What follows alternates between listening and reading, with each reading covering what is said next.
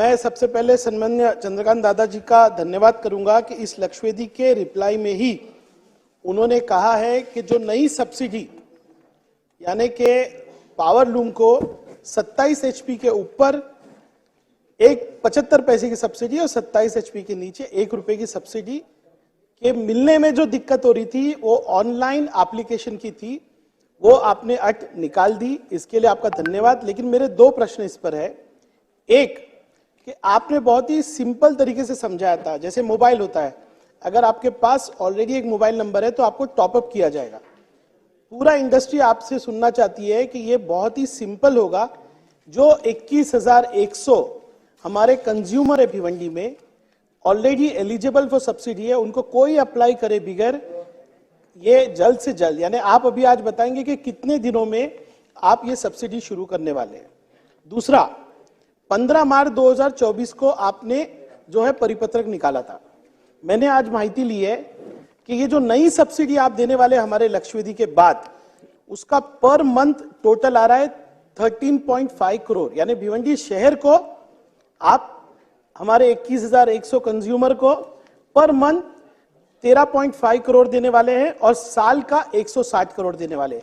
ये जो हमारा नुकसान होगा अगर हमको आप सब्सिडी जुलाई या अगस्त से लगाओगे तो हमको हर मंथ का नुकसान होगा। मेरा आपसे निवेदन है और प्रश्न भी है, क्या ये सब्सिडी आप 15 मार्च 2014 जब आपने परिपत्रक निकाला, आपने कहा था इमीडिएटली सब्सिडी मिलेगी, तो क्या तब से मिलेगी क्या? और मैं आपसे कहना चाहूंगा दादा, आपने बहुत अच्छा इनिशिएटिव लिया, आपने कमेटी बनाई, हमने आपको ये कमेटी की रिपोर्ट दी, उसमें से एक सुझाव आपने लिया है, अभी 23 सुझाव बाकी है। दादा टोटल सब्सिडी जो आ रही है भिवंडी की, ये नई 160 करोड़ और पहले आप जो दे रहे हो वो 700 करोड़ है। लेकिन दादा हमारा मेन मसला क्या है? दादा मैं आपको आज ये एनालिसिस देने वाला हूं कि पावर हम कितने में खरीदते हैं। ये जो विधान भवन जहां पर है वहां पर सप्लायर बीएसटी है और हमारे यहाँ पे टोरेंट पावर है। मैं सच बोलता हूं दादा, हमारा पावर लूम का सबसे बड़ा प्रॉब्लम है टोरेंट पावर। और दादा ये अहमदाबाद की जो कंपनी है टोरेंट पावर, उसने पावर लूम का गला घोटा है। आप देखिए दादा, आज यहां पर जो पावर टैरिफ का रेट है और जो भिवंडी में उसमें 35% का फर्क है। मैं आपको ये पूरा एनालिसिस दे रहा हूं। मैं आपको ये भी दे रहा हूं कि टोरेंट पावर का 2 साल के अंदर अभी करार खत्म हो रहा है। दादा ये जुल्म जो 2 साल में होगा, तो पावर लूम इंडस्ट्री भिवंडी के अंदर है।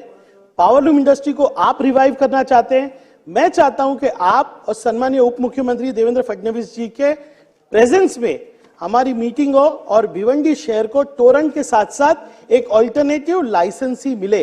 मैंने पूरी नोट आपके लिए दादा बनाई है। हमको टोरेंट से बचाइए, यही हमारी मांग है दादा आपसे। दादा ये पावर हम महंगा खरीद रहे, इसलिए इंडस्ट्री बंद हो रही है। सब्सिडी आप और बढ़ा दोगे, लेकिन जब तक टोरेंट पावर खत्म नहीं होगा पावर लूम रिवाइव नहीं हो सकता। दादा तीसरा विषय जो है, मैं आपको आपका ही 31 अक्टूबर 2023 का पत्र दे रहा हूं दादा। दादा आपने शिक्षा मंत्री को यह कहा था कि जो भी कपड़ा महाराष्ट्र शासन और टैक्स पेयर के मनी से खरीदा जाएगा वो कपड़ा महाराष्ट्र का होना चाहिए, और जो स्कूल यूनिफॉर्म का 140 करोड़ का टेंडर है वो आपने निवेदन किया था और वो बिल्कुल एकदम रास्त था कि वो पावर लूम कॉर्पोरेशन को दिया जाए। लेकिन आपके ही कैबिनेट मिनिस्टर ने आपकी एडवाइस नहीं मानी, हमारी मानी नहीं, आंदोलन नहीं सुना और उठाकर ये कपड़ा एक कंपनी को दे दिया। दादा मैं सैंपल लाया था, लेकिन मैं यहां तमाशा नहीं करना चाहता हूं, मैं आपको सिर्फ वो सैंपल दूंगा, आप उसकी एनालिसिस कीजिए, क्योंकि पावर लूम कॉर्पोरेशन ने उसके निकष बनाए थे, उसके स्पेसिफिकेशन बनाए थे। आज चीफ मिनिस्टर के हाथ में यूनिफॉर्म दिया, बहुत अच्छा यूनिफॉर्म दिखाया गया। दादा वो कपड़ा पूरा गुजरात से आया, सिर्फ बिलिंग इच्चल करंजी में हुई। दादा हम लोग को अगर 140 करोड़ का काम मिलता भिवंडी के पावर लूम में, मालेगांव के पावर लूम में, शोलापुर में, नागपुर में वो कपड़ा बनते हुए दिखता। महाराष्ट्र में कहां बना वो कपड़ा दादा? दादा इस तरह से अगर हमारे टैक्स पेयर का पैसा गुजरात जाता होगा तो ये इंडस्ट्री कभी रिवाइव नहीं हो सकती। दादा मेरे 3 ही प्रश्न है। नंबर 1, एडिशनल सब्सिडी जो आप दे रहे हो, जो हर महीने की 13.5 करोड़ है, वो आप 15 मार्च 2024 से लागू करेंगे क्या? दूसरा, ये एकदम सिंपल होगा, क्योंकि आप जानते हैं ये बाबू लोग जो है ना दादा, आपके सामने आपके सेक्रेटरी ने ये कहा था कि मैं होने नहीं दूंगा। ये बाबू लोग हमारे पैसे पे घूमने विदेश जाते हैं, इन्होंने ये सब्सिडी लागू होने नहीं दी। दादा आप बताइए, बिना कोई एप्लीकेशन जिसको सब्सिडी मिल रही है उसको सब्सिडी मिलेगी क्या? दूसरा मेरा प्रश्न है, क्या भिवंडी को आप टोरेंट पावर से निजात देंगे? टोरेंट पावर को वहां से हटा के एक अच्छा लाइसेंसी कंपटीशन, एक क्यों दो लाइसेंसी लाएंगे? और आज जो हम 35 टक्का एक्सपेंसिव पावर ले रहे हैं जिसके वजह से इंडस्ट्री खत्म हो रही है, आप ये सुझाव देंगे क्या?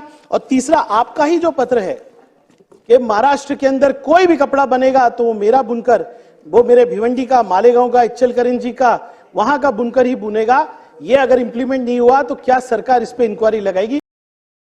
यंत्रमाग धारकांच्या समस्यांचा अभ्यास करण्यासाठी आणि उपाय सुचवणारी समिती जी गेली होती त्याच्यावर सदस्यही आहेत आणि त्यांनी खूप याच्यावर काम केलं आहे। त्यांचा पहिला मुद्दा जो आहे की आपण बरेच वर्ष, जितनी मेरी याद है की 10-12 साल से विषय चला, 27 हॉर्स पॉवरच्या वरती ऑलरेडी आपण सबसिडी देतो, त्याच्यात ॲडिशनली 75 पैसे द्यायचे आणि 27 हॉर्स पॉवरच्या आधी देतो, त्याच्यात ॲडिशनली ₹1 द्यायचा।